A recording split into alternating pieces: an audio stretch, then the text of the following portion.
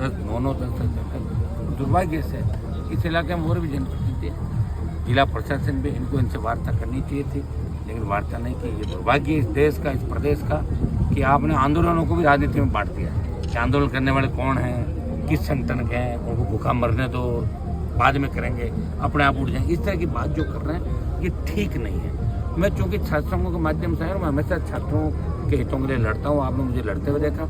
RLP party का तो कोई छात्र संगठन भी नहीं, जैसे कांग्रेस का एनएसयूआई है, बीजेपी का एबीवीपी है, एसएफआई भी एक संगठन, और भी संगठन है। लेकिन चूंकि राष्ट्रीय लोकतांत्रिक पार्टी जवान और किसान की पार्टी है, ये मैं छात्र संघ के माध्यम से आया तो बच्चे जहाँ भी दिक्कत में होते हैं, मैं नहीं देखता कि धरने पर झंडा कौन सा है, मैं तुरंत बच्चों की वो करने के लिए जाता हूँ। और इसके लिए छात्र संघ चुनाव करने 1 महीने का समय मैंने राजस्थान के अंदर दिया था। और शिक्षा मंत्री ने जब हमारे साथ धोखा किया तो मैं भी जिद्दी बहुत हूँ। मैंने कहा तुमने हमें धोखा दिया, तुम तो विधानसभा में नहीं आने दें। मैंने आरएलपी को खड़ा किया। वोट तो हमारे पार्टी के 5-7 हजार आए, लेकिन 200-300 वोटर उनका ऑपरेशन कर दिया, घर बैठा दिया उसको कोटपुतली। सर उपचुनाव को लेकर क्या स्थिति रहेगी इसमें? बढ़िया स्थिति है, जीतेगी आरएलपी और गठबंधन रहेगा। अब वो आगे देखेंगे जो भी रहेगा, लेकिन उपचुनाव निश्चित रूप से राष्ट्रीय लोकतांत्रिक पार्टी भारी वोटों से जीतेगी। वो आप प्रेम देख रहे हो 36 कौम का, जिस तरह लोग तो सिर्फ सत्ता के दम पे बात करते हैं, या तो बिना सत्ता के भी खींवसर में विकास कराया। जब मैं खींवसर में आया था 60-70 हजार डाणियों में अंधेरा था। पूरी बिजली की व्यवस्थाएं, केंद्र से बिजली की, जेजेएम योजना, पीने के पानी की, सड़कों का जाल बिछाया, पंचायत समिति, 5 महाविद्यालय, केंद्रीय जो सेंट्रल स्कूल है हमारा, उसको लेकर डिस्प्यूट, उसको जल्दी हम सेंट्रल स्कूल को भी खींवसर में चालू करा देंगे। जितने भी हमारे पांचुड़ी महाविद्यालय की बात है, मैं कोशिश कर रहा हूँ सरकार पांचुड़ी का महाविद्यालय खोले।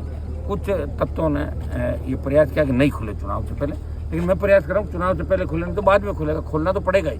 मेरी कौन सी सरकार थी यहाँ बताओ मुझे? सरकार तो कांग्रेस और बीजेपी की रही राजस्थान में।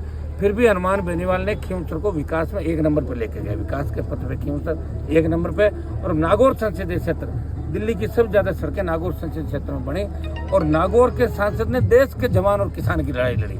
तो मैंने नागौर को भी आगे रखा, खींवसर को आगे रखा, और दिल्ली में राजस्थान को आगे रखा। सबको साथ लेके चला, सर्व समाज को साथ लेके चला। इसलिए उपचुनाव के अंदर कोई दिक्कत नहीं आएगी। आराम से उपचुनाव राष्ट्रीय लोकतांत्रिक पार्टी भारी वोटों से कल परसों जो बैठ के तय कर लेंगे। ये जो कल परसों जो खींवसर के अंदर ही जो सीमेंट फैक्ट्री के अंदर जो मामला हुआ नारायण जी का, और जो बीजेपी से जो प्रत्याशी थे उनको लेकर क्या कहना चाहिए? नहीं, एक्चुअली क्या है कि बीजेपी से जो प्रत्याशी थे और लोग उनको नॉलेज नहीं है। और वो तो आपको पता है कि सीमेंट कंपनियों के खिलाफ लड़ाई कौन लड़ रहा है राजस्थान के अंदर, तो बीजेपी की सरकार ही है। फिर मामला होने की जरूरत कहाँ है? बीजेपी प्रत्याशी चाहते हैं सीएम के पास जाके और हाथों और घोषणा करवा देते, उनको सड़क पाने की जरूरत थोड़ी।